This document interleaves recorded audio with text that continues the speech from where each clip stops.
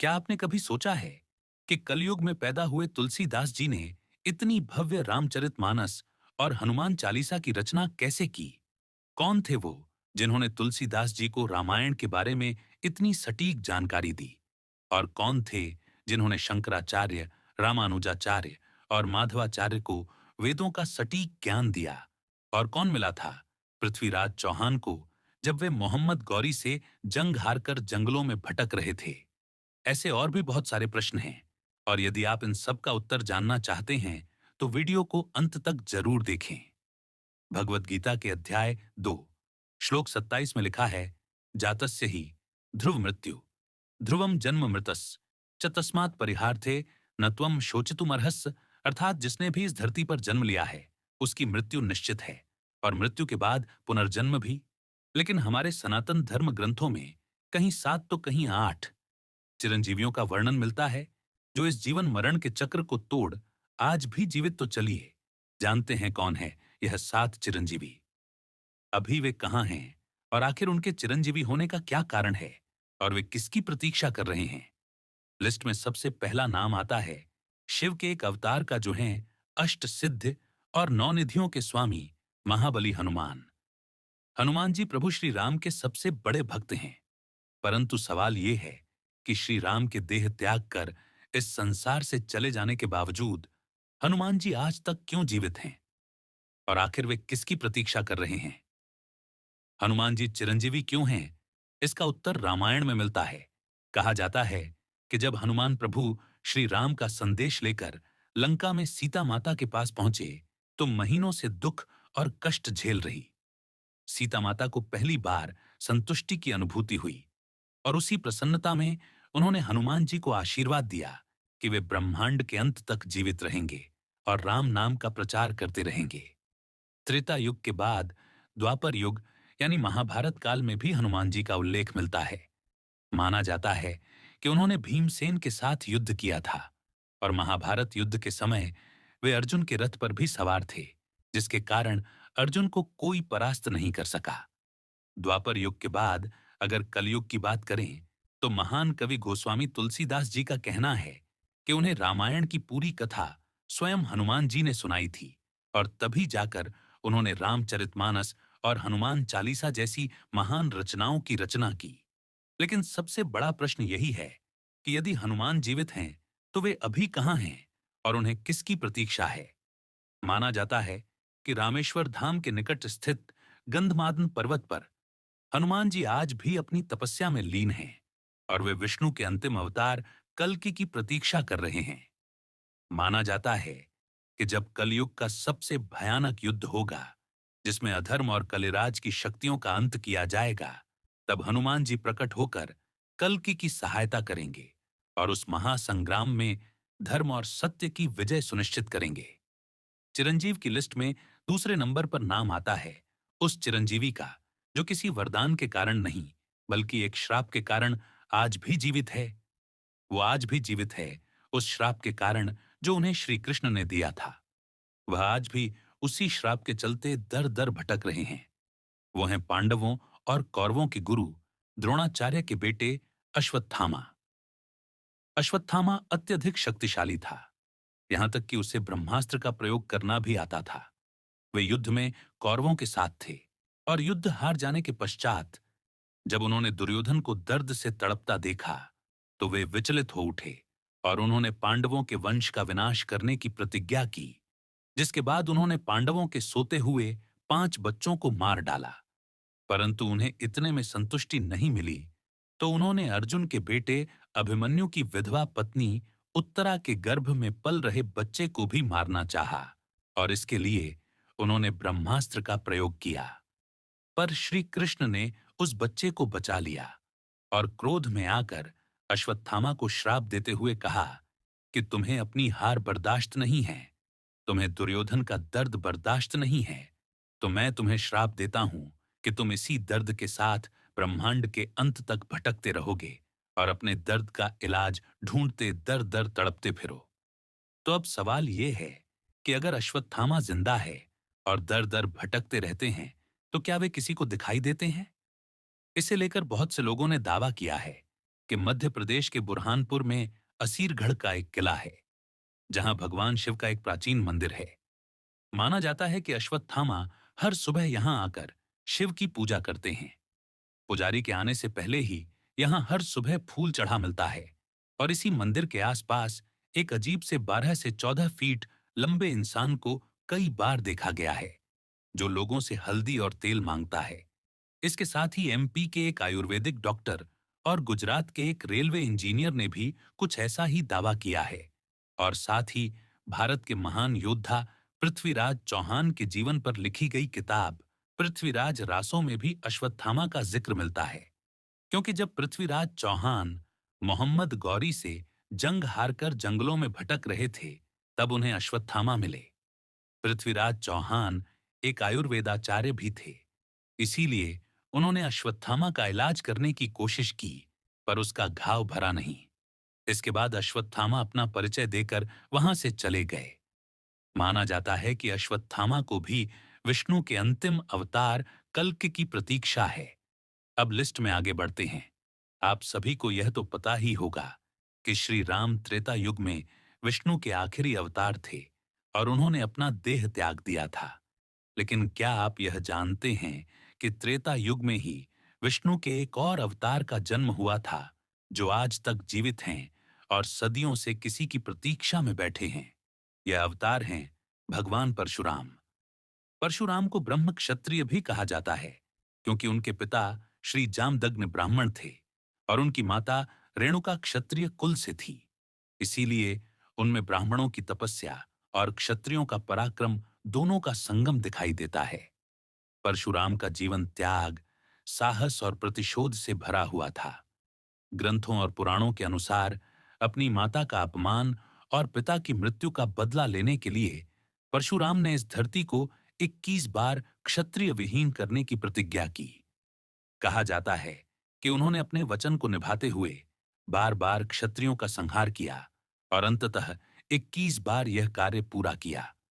ऐसा करते करते वे यह भी भूल गए कि वे 21 बार यह कार्य पूरा कर चुके हैं। तब स्वयं महाबली हनुमान ने उन्हें स्मरण कराया कि वे 21 बार यह कार्य संपन्न कर चुके हैं। यह सुनकर उनका क्रोध शांत हुआ और वे महेंद्र पर्वत पर गहन तपस्या के लिए चले गए। महाभारत काल में भी परशुराम का उल्लेख मिलता है। उन्होंने भीष्म पितामह जैसे महान योद्धा को अस्त्र शस्त्र और वेदों की शिक्षा दी। इतना ही नहीं, वे द्रोणाचार्य और कर्ण जैसे योद्धाओं के भी गुरु रहे। उनकी वीरता और ज्ञान ने महाभारत के युद्ध में अप्रत्यक्ष रूप से बहुत बड़ी भूमिका निभाई। महाभारत के बाद वे पुनः महेंद्र पर्वत लौट गए और तपस्या में लीन हो गए। माना जाता है कि आज भी वे वहीं तपस्यारत हैं और उस क्षण की प्रतीक्षा कर रहे हैं जब विष्णु के अंतिम अवतार कल के प्रकट होंगे। माना जाता है कि जब कलयुग के अंत में धर्म और अधर्म का अंतिम युद्ध होगा, तब भगवान परशुराम स्वयं प्रकट होकर कल्कि के युद्ध गुरु बनेंगे और उन्हें अस्त्र शस्त्र का ज्ञान देंगे। अब आगे बढ़ते हैं हमारे चौथे चिरंजीवी की ओर, जो हैं रावण के छोटे भाई विभीषण। युद्ध समाप्त होने के बाद भगवान श्री राम ने विभीषण को लंका का राजा बना दिया था, परंतु विभीषण का मन केवल राज्य करने में नहीं लगा, क्योंकि उन्हें श्री राम के दर्शन की आदत हो गई थी। वे बार बार अयोध्या चले आते थे, सिर्फ प्रभु के दर्शन करने और उनके चरणों में बैठने के लिए। लेकिन समय ने करवट ली और वह घड़ी भी आ गई जब श्री राम को इस लोक से विदा लेना था। यह सुनकर विभीषण व्याकुल हो उठे और उन्होंने प्रभु से निवेदन किया कि वे भी उनके साथ चलना चाहते हैं। उस समय श्री राम ने उन्हें समझाया और कहा, विभीषण, अभी तुम्हारे जाने का समय नहीं आया है। तुम्हें इस लोक में रुकना होगा, क्योंकि कलयुग के अंत में एक भयानक युद्ध होगा, जिसमें धर्म और अधर्म की एक बार फिर भिड़ंत होगी। उस समय तुम्हें मेरे ही एक अवतार की सहायता करनी होगी। श्री राम के इस वरदान और आदेश के कारण ही विभीषण आज भी जीवित हैं। वे लंका के अदृश्य संरक्षक माने जाते हैं और विश्वास किया जाता है कि वे अब भी अपने लोक में रहकर धर्म की रक्षा कर रहे हैं। विभीषण आज भी उस क्षण की प्रतीक्षा कर रहे हैं जब विष्णु का अंतिम अवतार कल की प्रकट होंगे और उन्हें अधर्म के विनाश में अपना योगदान देना होगा। लिस्ट में नंबर 5वें पर आते हैं वह राजा, जो कि महान विष्णु भक्त प्रहलाद के पोते हैं और वे स्वयं भी विष्णु के अत्यंत बड़े भक्त थे। वो हैं राजा बलि। राजा बलि बहुत बलवान शासक थे और वे तीनों लोकों को जीत चुके थे। राजा बलि बलवान होने के साथ साथ दयालु और न्यायप्रिय शासक भी थे, परंतु देवता उनकी शक्ति और बढ़ते प्रभाव से चिंतित हो गए। तब भगवान विष्णु ने स्वयं उनकी भक्ति और उदारता की परीक्षा लेने का निर्णय किया। वे वामन यानी छोटे से ब्राह्मण बालक के रूप में राजा बलि के सामने प्रकट हुए और उनसे उपहार में 3 पग यानी अपने 3 पैरों तक की भूमि मांगी। अपनी असीम उदारता दिखाते हुए राजा बलि ने तुरंत वामन के अनुरोध को स्वीकार कर लिया और उन्हें 3 पग भूमि देने का वचन दे दिया। तभी भगवान विष्णु ने अपना विराट रूप धारण कर लिया। पहले पग से उन्होंने पूरी पृथ्वी को नाप लिया, दूसरे पग से संपूर्ण आकाश को माप लिया और जब तीसरा पग रखने की जगह शेष नहीं बची, तब राजा बलि ने निसंकोच होकर अपना सिर आगे कर दिया और कहा, प्रभु, तीसरा कदम मेरे शीश पर रख दीजिए। विष्णु ने प्रसन्न होकर अपना पग बलि के सिर पर रखा और उन्हें पाताल लोक में भेज दिया, परंतु वे उनकी भक्ति और समर्पण से अत्यधिक प्रसन्न हुए और उन्हें अमृता का वरदान दिया। साथ ही यह भी कहा कि उन्हें पृथ्वी पर वर्ष में एक बार आने की अनुमति होगी। इसी कारण आज भी हर साल ओणम के पर्व पर लोग अपने घरों को फूलों से सजाते हैं और राजा बलि का स्वागत करते हैं। माना जाता है कि उस दिन राजा बलि स्वयं पृथ्वी पर आते हैं और अपने भक्तों का आशीर्वाद देते हैं। अब लिस्ट में अगले नंबर पर आते हैं वे महापुरुष, जिन्होंने वेदों को 4 अलग-अलग भागों में विभाजित किया। ये 4 भाग हैं ऋग्वेद, अथर्ववेद, यजुर्वेद और सामवेद। यही नहीं, इन्होंने ही महाकाव्य महाभारत की भी रचना की। जी हाँ दोस्तों, हम बात कर रहे हैं वेद व्यास जी की। वेद व्यास प्राचीन भारत के सबसे महान कवि और लेखक माने जाते हैं। माना जाता है कि वेदों और पुराणों के ज्ञान को सुरक्षित और अक्षुण्य बनाए रखने के लिए ही वेद व्यास जी ब्रह्मांड के अंत तक जीवित रहेंगे। मान्यताओं के अनुसार महाभारत युद्ध के बाद वे छत्तीसगढ़ के घने जंगलों में स्थित दंडक वन की एक गुफा में अदृश्य रूप से रहने लगे। कहा जाता है कि यहीं बैठकर उन्होंने महाभारत की संपूर्ण कथा लिखी और उसे संसार के लिए अमर कर दिया। आपको यह जानकर आश्चर्य होगा कि वेदों का आज तक केवल 4 ही सर्वश्रेष्ठ व्याख्या ग्रंथ मौजूद हैं और ये सभी कलयुग में ही लिखे गए। इन व्याख्याओं को आदि शंकराचार्य, रामानुजाचार्य और मध्वाचार्य ने प्रस्तुत किया। माधवाचार्य की जीवनी में यह भी वर्णन मिलता है कि वे तीनों स्वयं बद्रिका आश्रम से थोड़ी दूरी पर स्थित वेद व्यास जी की गुफा तक गए थे और वहीं उन्होंने वेद व्यास जी से सीधे वेदों का गढ़ ज्ञान प्राप्त किया। माना जाता है कि वेद व्यास जी आज भी जीवित हैं। वे अपने तप में लीन होकर अदृश्य रूप से लोकहित के कार्य कर रहे हैं। माना जाता है कि उनका उद्देश्य कलयुग के अंत तक पृथ्वी पर रहकर भगवान विष्णु के अंतिम अवतार कल्कि को वेदों और शास्त्रों का संपूर्ण ज्ञान प्रदान करना है।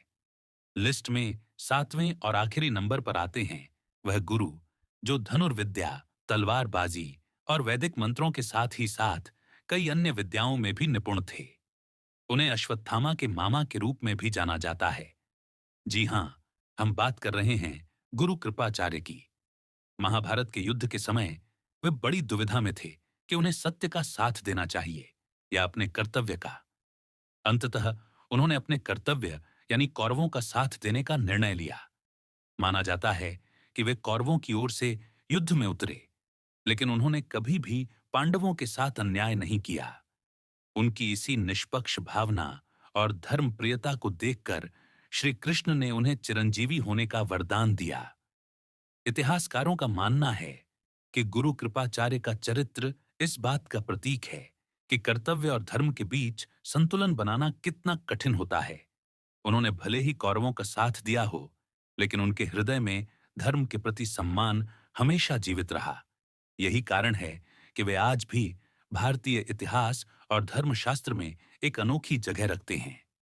मान्यताओं के अनुसार आज भी गुरु कृपाचार्य हिमालय की किसी गुप्त पर्वत श्रृंखला या यूं कहें कि कैलाश पर्वत के निकट अपनी तपस्या में लीन हैं।